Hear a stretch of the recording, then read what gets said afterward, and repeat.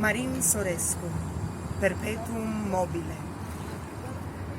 Între idealurile oamenilor și realizarea lor, întotdeauna va exista o diferență de nivel mai mare decât cea mai înaltă cascadă.